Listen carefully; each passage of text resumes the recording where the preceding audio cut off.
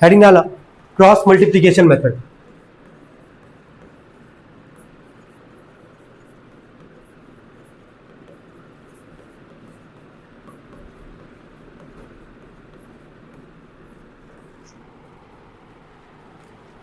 जैसे हम linear equation का जनरल फॉर्म क्या होता है, ax plus B Y plus C equal to क्या 0। अगर दो लीनियर इक्वेशन है तो उसको हम लोग क्या लिख लेंगे, a1x प्लस में क्या b1y plus c1 equal to क्या 0। ठीक है, अगर दूसरा वाला है तो उसको क्या लिखोगे, a2x प्लस में क्या b2y plus c2 equal to क्या 0। कोई दिक्कत तो नहीं यहाँ तक। तो यहां से x का फॉर्मूला और किसका फॉर्मूला हमको याद करना है, y का। ठीक है, लिखो सभी लोग इसको जो लिखा गया ये।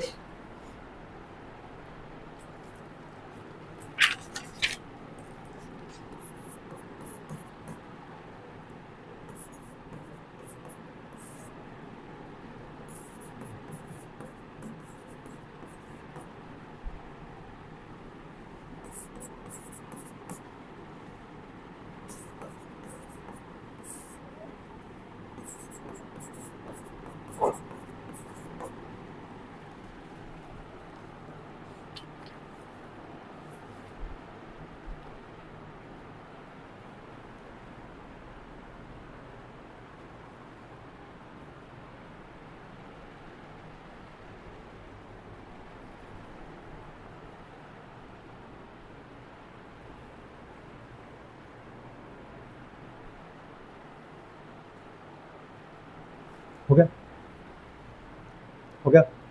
एक बार सुनना सभी लोग, जब तुम क्रॉस मल्टीप्लिकेशन मेथड सॉल्व करोगे ना तो जितना भी इक्वेशन होगा सबको जनरल फॉर्म में कन्वर्ट करोगे। जनरल फॉर्म क्या था यार, ax plus B Y plus C equal to क्या 0, मतलब सब कुछ इक्वल टू के एक ही तरफ रहेगा, दिख रहा है ना। तो हम क्योंकि दो लीनियर इक्वेशन यहाँ पे लिखे हैं यहाँ पे, तो a1x b1y c1 equal to 0 और सेकंड वाला क्या हो गया a2x plus b2y plus c2 equal to क्या 0।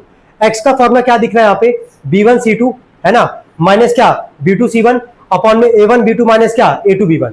ऐसी y का फॉर्मूला क्या है, c1 a2 minus c2 a1 upon में a1 b2 minus a2 b1। चाहे x का डिनोमिनेटर ले लो चाहे y का ले लो, ये दोनों में क्या यहाँ पे कॉमन है, बस क्या बदलना है यहाँ पे न्यूमरेटर वाला, और ये याद करना पड़ेगा। बिना याद किए क्वेश्चन तुम सॉल्व नहीं करोगे। समझ में आ रहा है हम क्या बोल रहे हैं। एक एग्जांपल लेते हैं, ठीक है, शायद वहां से क्लियर हो जाएगा। चलो एक सवाल लिखो सभी लोग, एक सवाल लिखो, x plus Y plus 8 equal to 0, sorry x plus Y equal to 8, ऐसे लिखना।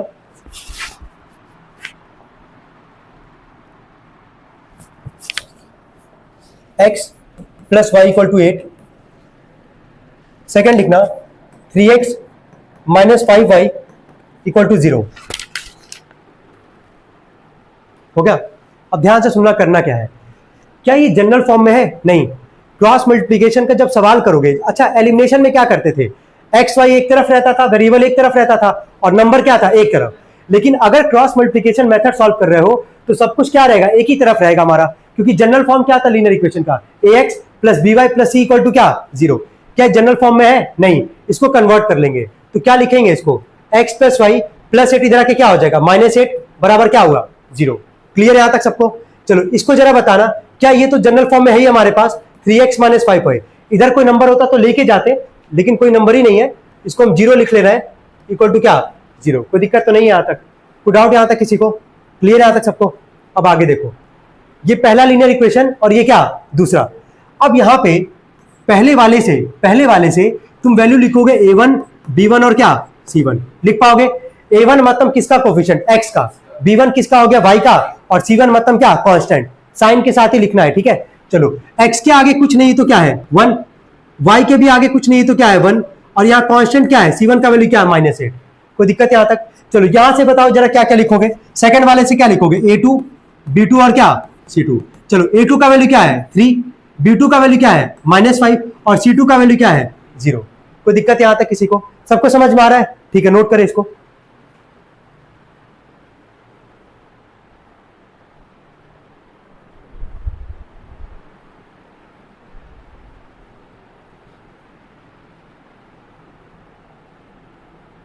कोई डाउट यहां तक किसी को, सबको समझ में आ रहा है क्रॉस मल्टीप्लिकेशन का कैसे मेथड है। चलो ठीक है, अब ध्यान देना, वैल्यू किसका निकालना है, x और y का। तो हम बोले ना फॉर्मुला याद कर लोगे पहले। चलो फॉर्मुला अभी यहाँ पे सामने दिख रहा है, ये काम सब में करना है, याद रखना। दो लीनियर इक्वेशन होगा, जनरल फॉर्म में कन्वर्ट करके A1 B1 C1 और A2 B2 क्या C2। अब रखना फिर फॉर्मूले में, क्या है फॉर्मूला बोलो, B1 इंटू में क्या C2, B1 C2 के बीच में कुछ नहीं तो क्या होगा मल्टीप्लाई। चलो B1 का वैल्यू बोलो क्या है 1 और C2 का वैल्यू क्या है 0, माइनस में B2 का वैल्यू क्या है हमारे पास -5, कितना है -5 इंटू में C1 का वैल्यू क्या है हमारे पास -8, यही है ना, अपॉन में A1 B2, A1 है 1 इंटू में B2 का वैल्यू क्या है हमारे पास -5 माइनस में A2 का वैल्यू क्या है हमारे पास 3 इंटू में B1 का वैल्यू क्या है हमारे पास 1। कोई दिक्कत यहां तक? अब सॉल्व करते हैं। 1 में 0 का क्या आएगा 0, माइनस का सिंबल है, माइनस का सिंबल लगा दो, क्यों, क्योंकि ये माइनस माइनस क्या आ जाएगा प्लस, ठीक है। तो 8 5 से कितना आ गया 40, नीचे आओगे 1 में -5 का करोगे क्या आएगा -5 और ये 3 1 जा क्या आ जाएगा 3, तो ये हो गया -5 और ये हो गया क्या -3। तो x बराबर -40 और ये -5 -3 मिलके क्या आ गया -8, तो माइनस से माइनस कट जाएगा, 8 से 40 कितनी बार में जाएगा 5 बार में। कोई डाउट यहां तक किसी को? क्या x का वैल्यू कैसे निकलना समझ में आ रहा है?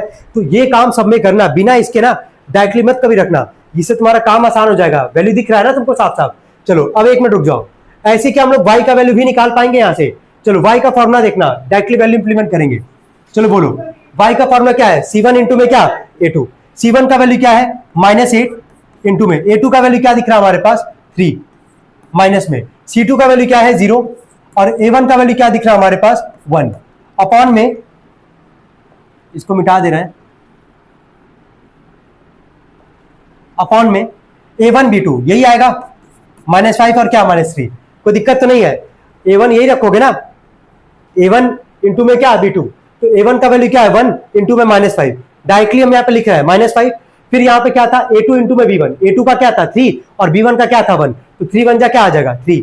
तो जो पहले वाला का डिनोमिनेटर होगा वही सेकंड वाले का भी होगा, ये तो फिक्स था हमारे पास।